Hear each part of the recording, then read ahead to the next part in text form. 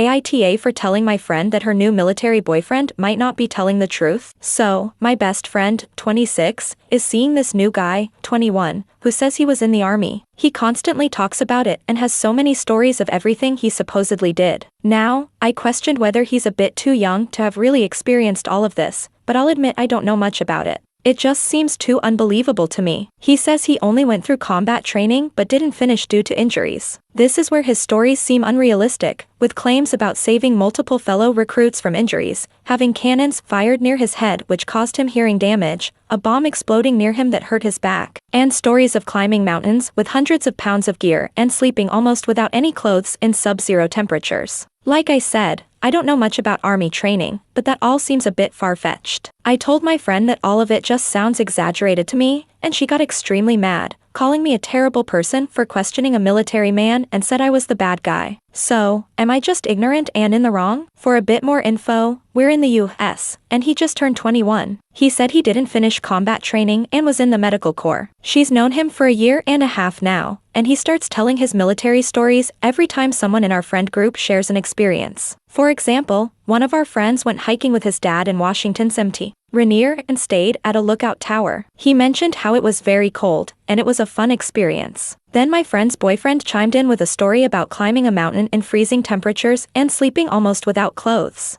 Another time, I mentioned that I suffer from depression, and it came up in a conversation. He started talking about how he saved a fellow soldier during training who tried to harm himself and how he still remembers all the blood. I've also caught him in smaller lies, like pretending to like the same sports teams but not knowing the team colors, or how he loves horseback riding but couldn't mount a horse at my ranch. He even said he loves the same bands but couldn't name a song without looking it up. I've asked him if he has proof, and all he says is that he can pull out his training uniform, which is just a camouflage suit, but I feel like regular civilians could easily get one of those.